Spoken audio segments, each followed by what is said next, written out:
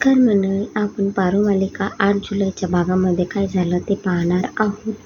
आदित्य उठून बसलेला असतो, म्हणजे मॉर्निंग झालेली असते आणि पारू त्याच्या रूममध्ये जाते. दारूची बॉटल, सिगारेट आणि म्हणतो, हे पारू हे काय आणलंयस तू?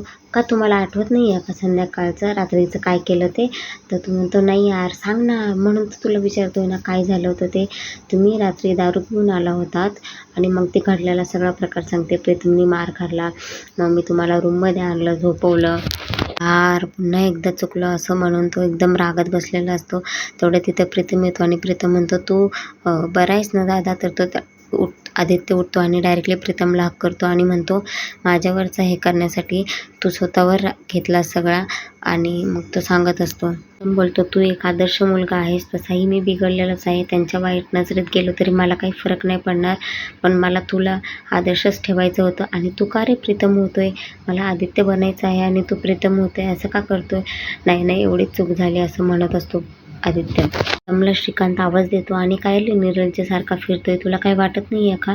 त्या आदित्यने एक चूक केली आहे तर त्याचं आई तोंड बघत नाही, तर त्याला किती पश्चाताप होतोय. आणि तू दारू पिऊन खुशाल फिरतोय इकडे तिकडे, तुला काही कसं वाटत नाही आहे रे?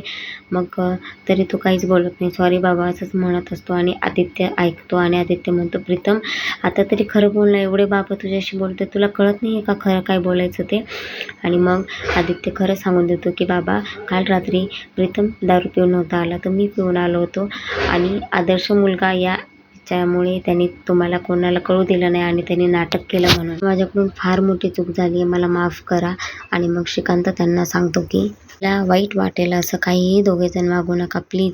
मग आदित्य म्हणतो, हो बाबा असं काहीही वागणार नाही, इथून पुढे चांगलंच वागणार. म्हणून या जाते किचनमध्ये आणि म्हणते की थांब मी करू लागते, मला ना मदत करायला खूप आवडते आणि माझ्यामुळे जर कोणाचं काम हलकं होणार असेल तर मला अजूनच छान वाटतं.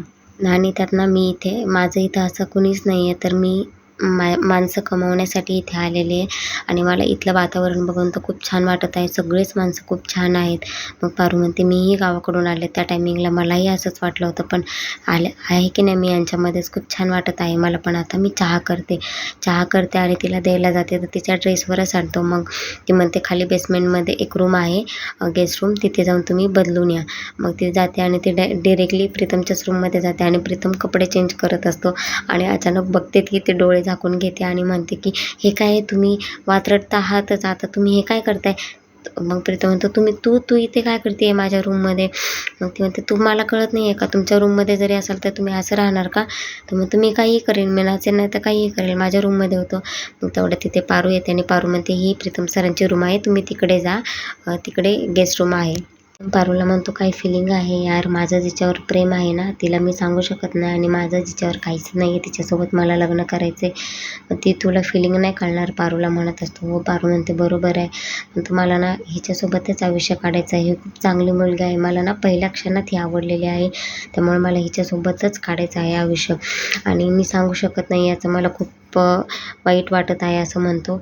आणि मग पारूलाही वाईट वाटतं की मीही म्हणजे तीही त्या गोष्टी सांगू शकत असते ना, मग ती तसंच ते विचारत येत असते. आणि मग पुढून आदित्य येतो आणि आदित्य तिला विचारतो की पारू काय झालं आहे का? तर पारू म्हणते, काही नाही, सगळं व्यवस्थित आहे, काय झालं आहे का, तुझा चेहरा तसा वाटतो? नाही म्हणते ती, काही नाही.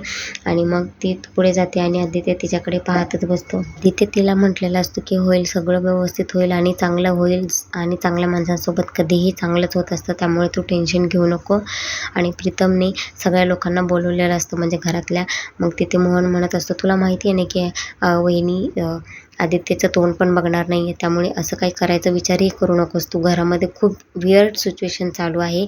आणि मग प्रीतम म्हणतो, त्याच सिच्युएशनसाठीच आपण एक सोल्युशन काढलेलं आहे, तर आपल्याला तेच करायचं आहे, आपल्याला आईचा आणि दादाचा इंटरव्ह्यू घ्यायचा आहे, त्याच्यासाठी आपण इथे सगळे जमलेलो आहेत. आणि मग ते म्हणतात, सांग ना लवकर प्लॅन.